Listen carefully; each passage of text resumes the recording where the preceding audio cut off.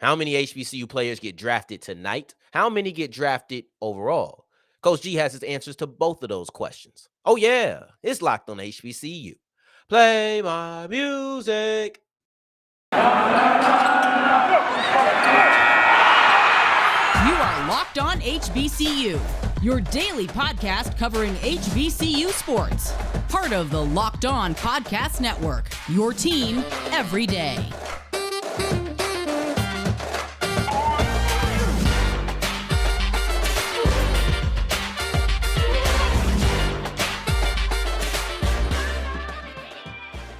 What's going on, family? Welcome back to another episode of the Locked On HBCU podcast, your number one daily one-stop shop for everything HBCU athletics, Monday through Friday, part of the Locked On Podcast Network, your team every day. And I, of course, am Darian Gray, a.k.a. the Mouth of the South, Texas Southern alum and former TSU Herald Sports editor. Thank you for going on this journey with me, making Locked On HBCU your first listen of the day every day. And remember, just because the mic cuts off does not mean that the journey is over. It just means it's time to follow me on Twitter at South Exclusives. You can see it right here at the bottom of the screen. But if you don't, that means you're on the audio side of things. And I appreciate that as well. Just don't forget the S on the end of South Exclusives. And in today's episode, Gerald Huggins of DraftHBCU, great friend of the show, great family member of the show. Really, we gotta up his status, right? We can't just call him friend of the show. He's on here too much, but he's coming on to break down how many HBCU players get drafted today, how many HBCU players get drafted in general. And then we also talk about a little funny misunderstanding about Xavier Smith, but let's start off with how many players get drafted in the NFL draft.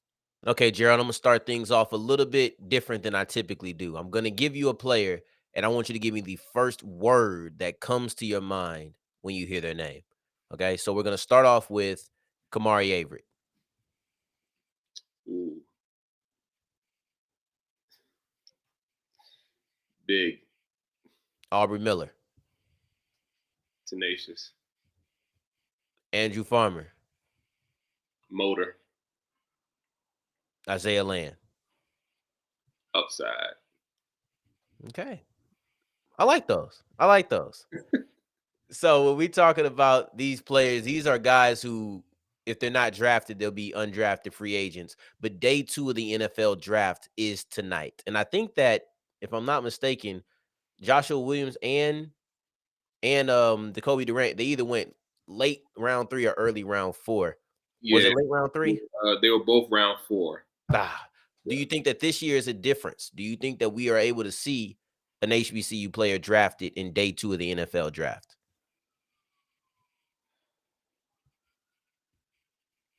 Day 2, that's round 2 and 3, man. Ugh. Some people had Mark Evans as a top 100 pick, and I had him as one as well, but it's gonna be tough. I mean, because there's a lot of FCS guys that people like as well, and like, are they willing to put Mark Evans in front of them? But it's really based on need. But only 2 people that maybe 2 or 3 could get to day 2. It'll be Evans, Miller, or Land. If people go, it wouldn't shock me if Aubrey sneaks up in there, but I was under the assumption that the inside linebacker position wasn't that much of wasn't that highly touted in this draft, but they already got one going first round, so maybe there's something that I missed, or maybe that team reached. I don't know, but I think for Aubrey, he might have a really solid shot just based on the special teams today, but I think mostly, for the most part, people love Evans and Land. And I think if there was going to be anybody that goes around day 2, it had to be one of them. But I just don't see that happen. I see our guys going off the board heavily day 3, undrafted free agent for the most part. So how many of these guys are going to go off the board? We had 4 last year. I kind of predicted, I think we're going to see 5. I could see 5 of them. I think I might be being optimistic, but I'm going with 5. Mm-hmm. What's your prediction for how many HBCU players get drafted this year? Right now, there are 2 or 3 that I just know for sure are going to get drafted. 2 or 3. Like, the main 3 I've always been talking about. Those 3 are going to go. That's Land, Miller, and Evans. Yeah. I just strongly believe that, with the Senior Bowl practices of the Senior Bowl game that they had, the performance they had, the Combine, the Shrine Bowl, the accolades. I just those are like my guarantee. Now that fourth one is a toss up. You could say Isaiah Bolden because of the upside of his kick return, punt return ability, and the fact that he's a 6'2" corner and people like that, the length. And he's an FBS transfer, and they love HBCU guys that are FBS transfers. That's just what it is. No shade, but that's just what it is. They like it.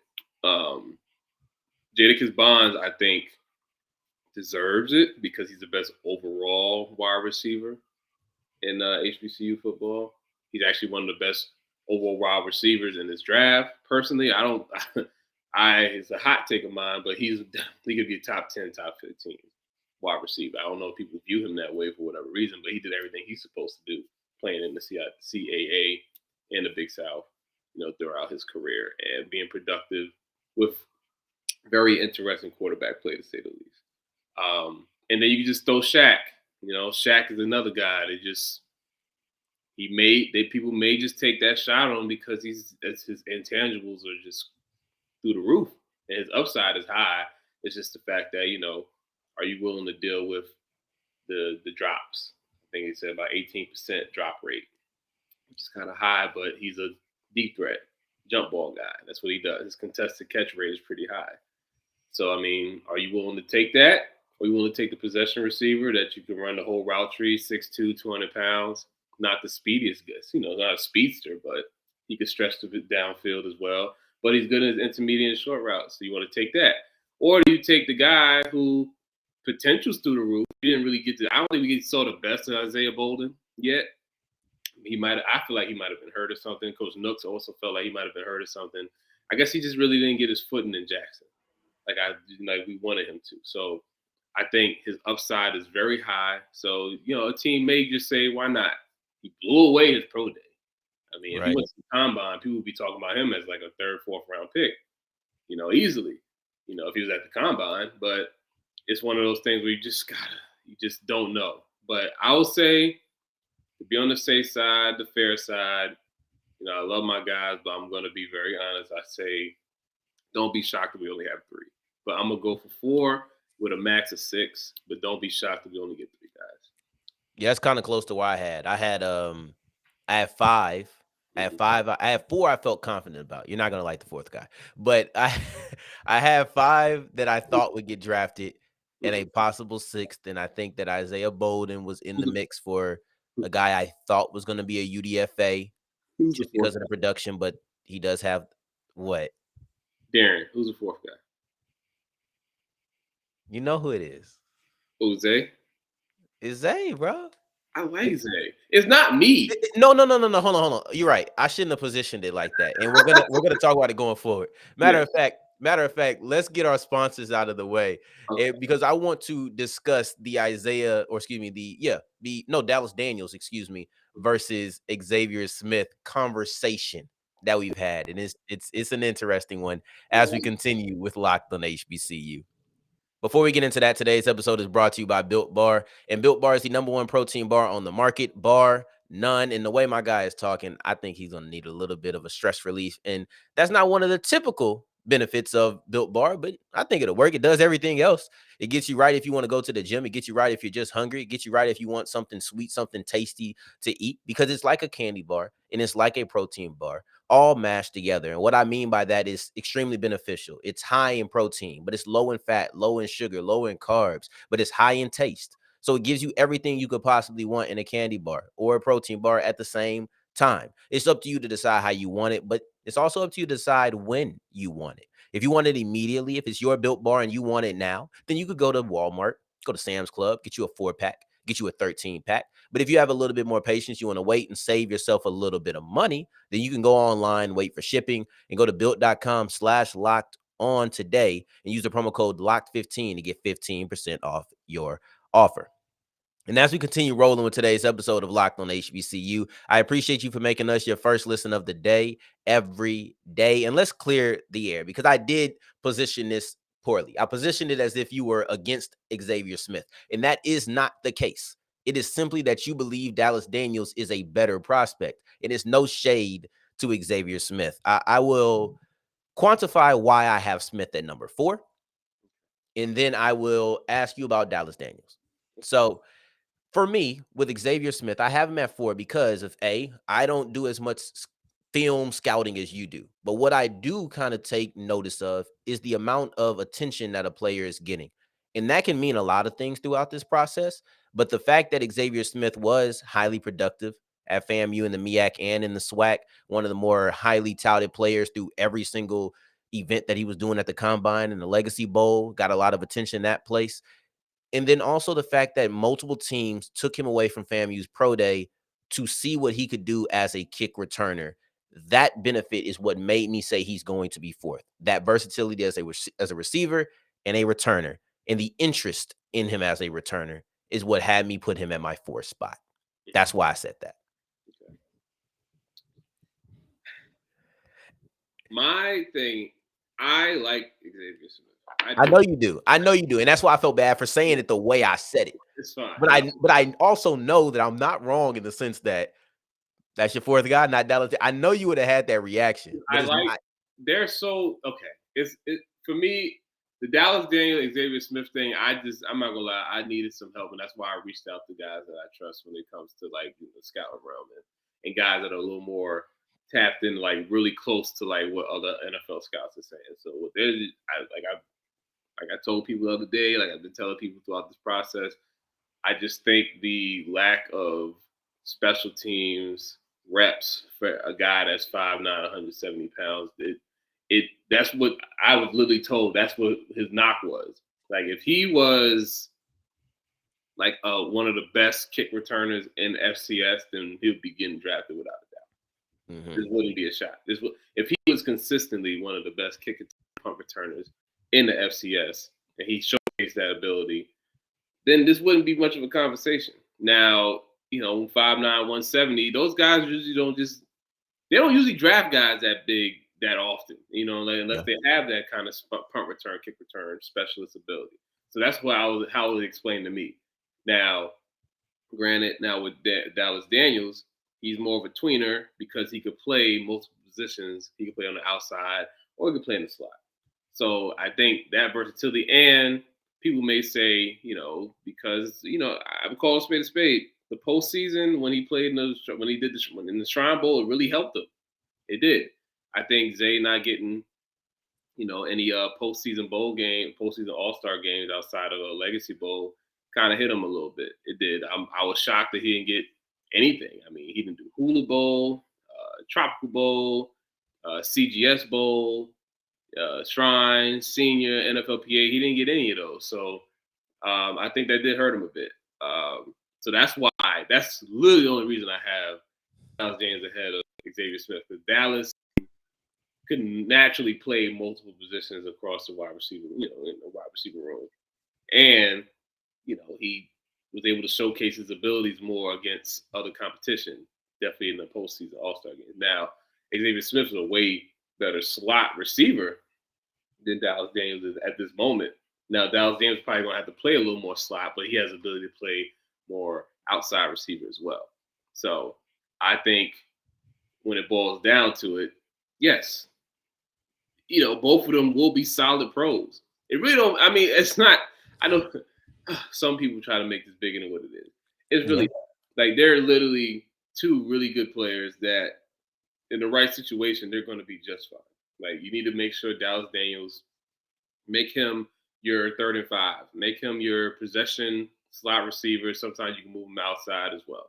I comped him to Harry Douglas. Very similar play style. Very similar. Yeah, man. But you know how this goes. How this goes when you're ranking, even if it's 2 and 3, 1 and 2, 4 and 5, 7 and 8, 11 and 13 or 11 and 12. Anytime they're one place, how dare you have this guy there? You're always gonna have that group of people, no matter who the prospect is. And I do agree with the scouts that you're talking to. I do think it's based upon special teams ability, and I guess maybe I'm probably putting more value in them working him out as a special teamer than his lack of reps, because I guess I'm trying to see the vision, and that's probably the optimist in me. But I'm gonna rock with that optimism. I'm gonna rock with it. I want to ask you something about Dallas Daniels. And it's not even so much about his play style, it's more so of how people receive him. Do you think that playing with Shedeur Sanders kind of hindered public opinion of him because so many people recognize what Shedeur is, and maybe they don't give as much credit to the wide receivers he was throwing to? Well, I don't know why not. Those receivers made him look good because they were always getting open. Mm. I mean, it's listen. I've always, maybe it's the defensive lineman in me, but quarterbacks get way too much credit. Way too. Yeah, that's the D line in you. That's the Yeah, D line. Like, man, I'm tired of this. play calling is essential. They made sure the ball was out of his hands very quickly due to the fact that offensive line had their struggles. Right? They had a solid running game. Did they lean away from the running game sometimes? A little too much for me, for sure. But they wanted to throw the ball with Shedeur. And when you got the receivers that he had, I mean, I can blame him a little bit, but I get it. But the meat and potatoes of their offensive line was they were good run blockers. They weren't the best pass blockers, but if for some reason they wanted to pass the ball all the time, not my call. So my thing is, Dallas is getting open a lot. All the receivers, Willie Gaines, all of them, they were getting open. When they were getting the ball, they were wide open. So that doesn't just happen because, Shedeur threw them open every now and again, yes. But all he had to do was just throw an accurate pass. Them guys are open. So that's what I like about Dallas. Dallas finds ways to get open. Him and Zay have that innate ability. Like, they are really good at beating press, stacking, and they are able to find holes in the zone, and they're able to get open. I like that about both of them. Now, I think Zay does it a little quicker because he's really quick. I think he's quicker than Dallas Daniels, but Dallas Daniels finds a way to get over. He has good body position and knows when to break, knows when to stem. Like, I like that about Dallas per se. So, and even when during the Shrine Bowl practice, nobody could really cover him. I was watching the film every day. It was rare that people were just locking him up. Now, granted, I know that one-on-ones lean more towards wide receivers. Granted, okay, whatever. But he still has to get open because the corners and the DBs that were there overall, they weren't bad DBs. These were guys that are going to get drafted and will probably be playing in the NFL. So Dallas, that's the difference between, there we go. The difference between Dallas and Zay. Dallas had the opportunity to go against top Power 5 competition throughout the week in front of the New England Patriots and Atlanta Falcons, front and center. Right. So it's just the difference. He was getting coached by NFL coaching staff, legit NFL coaching staff. So like I said, it's not just about who I like and who I don't like. It's got, like, I love Keyshawn Moore. Everybody know that, but I'm not gonna put him number one. Right. He's one of my dudes. Robert Mitchell, that's one of my dudes. Love the guy. I'm not gonna put him top 5 because I just know that there's a lot of factors that go into that. If Robert Mitchell was at the Senior Bowl or the Shrine Bowl or even the NFLPA Bowl, sure, without a doubt, definitely have him top 10 because he's that type of player.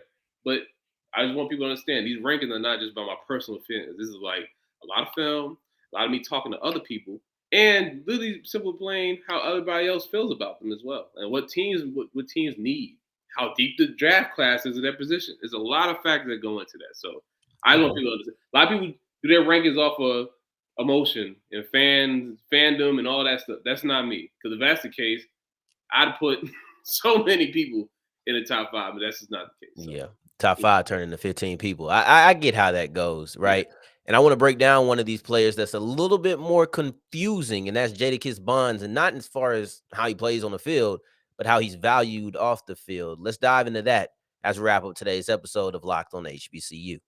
And that's wrapping up today's episode of Locked on HBCU. I appreciate you for making us your first listen of the day, every day, and making it all the way to segment 3. Thank you 2 times for that. I still got Gerald Huggins. He's still dropping hot takes. And one of the things that we texted about was Jadakiss Bonds and his stock. Now, I know how you feel about him. You just talked at the beginning of the show about how you felt about Bonds, the player. Why do you think there is a disconnect? And I don't mean like what the disconnect is, but why do you think it exists at all between him being a drafted player and a UDFA guy? I honestly don't know. I might need to go reach out to one of my guys and just ask again, just like where people really view Jadakiss Bonds, because he literally did everything you can ask out of an FCS receiver. There's literally nothing else he could have done more to to boost his stock. Now I'm not sure. I gotta look at his pro day results again. I think it's like a 4.5 or 4.5-ish. But I Not mean, bad. he's a like I hate what happened to the 4.5. 4.5 used to be fast. Now people look at 4.5 like, ugh. People Like questioning 4.4s nowadays. that's what I'm Like just saying. because, like That's like people see. That's because a lot of people never played with someone that ran a 4. See, I play with people at D2 level that I knew legit ran a 4. That's fast, man. It's fast when they got 10 yards on you. You're really not gonna catch someone that would have run a 4.5. I So would suggest anybody go look at the receivers who ran a 4.4 and then think about how you looked at them on the field. I mean, Just think about that. Didn't Tank Dell run the 4.5? I don't Who, know. I I mean, who was? I mean, like Odell. I don't think Odell wasn't in the 4.3s, if I'm not he mistaken. was a 4. I think he was a 4.4 guy. 4.4 guy. 4.4. But No one's calling Odell slow. no. At the end of the day, Jadakiss Bonds is a possession receiver. He has the ability to break tackles. He has the ability to take to the crib, and he's a red zone threat. I really don't. He can literally be. He could be a little bit of Shaq Davis. He could be a little bit of Dallas Daniels, and he could be a little bit of Xavier Smith. So he literally could do everything, and he's done everything he could possibly do in one of the toughest conferences in the FCS. So are Now, you just not hearing anything about him? Like, no, I'm hearing stuff about him. Trust me. The Okay. reason he went to the Shrine Bowl was because people are interested in him. Him playing special teams at the Shrine Bowl too definitely helped him because for our HBCU guys, the receivers, they're gonna have to play some special teams. So, and I looked at the tape. He didn't do kick return. He was on kickoff. He didn't play He played very good on kickoff. He was getting in there. I know he would. I don't know when the last time he really had to, form tackle somebody. Right. But I think he'll be fine in that aspect. And then when you have a 6'2", 200-pound guy that can run all the routes, and he finds ways to get open. I know he's not the fastest guy, whatever you want, but he finds a way to get open. And he knows how to use his body. He has really strong hands. Doesn't drop the ball too much. What else do you want from the guy? He knows how to catch outside his radius. He has a really large catch radius, like at a 6'2". Like he don't even look 6'2" when you look at him sometimes. He like 6'4" when he plays. So he's gonna be my number one receiver. He's always gonna be. I think he's a top 10, top 15 receiver in this draft overall. I will continue to say that because he's literally done everything he's supposed to do. He's not, he's not the whole. He doesn't have like that. He's not a Chad Johnson. He's not, he's not Michael Irvin. He's not gonna talk. You know what I'm saying? He seems a very reserved guy. He wants to play football, and that's okay. He's just not boisterous like everybody else. He's not like a Shaq. Shaq is boisterous. Zay is, when you see Zay walking in the room, hey, that's Xavier Smith. Jadakiss is he just plays football, and it's okay. I hope that's not a knock on him because he just comes and does what he's supposed to do, and I like that. A guy that just comes in and he does exactly what he's supposed to do, and he goes home, and he just relaxes, and guess what? He gets up and does the same thing the next day. So he's still my number 4 guy. He's gonna be. I hope that he's the one that gets drafted because whatever team gets him, they're gonna get a really, really good pro for the next, God willing, 7+ years. And before we get out of here, we named, let's just say 4. Let's just go ahead and throw Bonds in there as a guy who completes it. Is there anybody who could surprise you as a draft pick? Like this is somebody, whether it's one of the 2 possibles that you named, or if it's somebody else, like I just didn't think this guy was going to get drafted, and boom, here he is.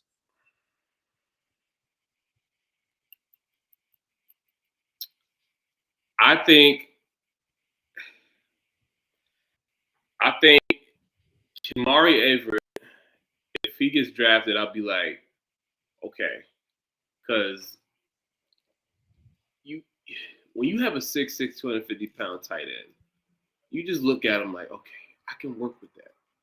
And he's been able to function with, once again, subpar quarterback play throughout his career, with all due respect. And he played very well at the NFLPA practices.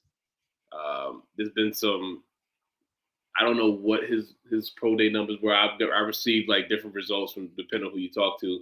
But let's just say he did not run a 5 flat. Let's just say he ran his 4.7, 4.8. Perfect. Okay. He's 6'6", 250 pounds. He's not a speedster. He finds ways to get open because he's really big. and he knows how to use his body as well to find ways to get open. He makes contested catches. He's a red zone threat. He's going to be better as a blocker. That comes with just technique and time with a good coach. It wouldn't shock me. No, I'm sorry. Let me say that. Just based on how people are talking about him at this current moment, I'll be like, wow, okay, they drafted him. But overall, I'll be like, okay, that's we probably should have been early on. But as of right now, I'll be like, yeah, he'd probably be my guy that's like, wow, I thought people forgot about him. Oh, wow, he must have really wowed somebody in the interviews, due to what he's gone through, in his life and why he ended up at Bethune-Cookman. So I've heard he interviewed well. I've heard there are people that are very interested. I just wouldn't think that people are gonna pull the plug on him as a draft pick. I thought he was gonna be like one of those preferred, like heavily preferred free agents. But if he does get that pick, I'm more than excited for him. He's a guy that I think deserves that shot for sure. Yeah, man, I appreciate you coming on. We always uplifting. We always speaking volumes. I shouldn't have positioned the way about Xavier, but we do love, and they know how I feel, right? But he also loves Xavier Smith. I shouldn't have positioned it that way. That's on me. But we cleared that up. So it's all good. Hopefully he still comes on next week to talk about the draft, the results, and maybe looking forward next week. Yeah. Fingers crossed, y'all.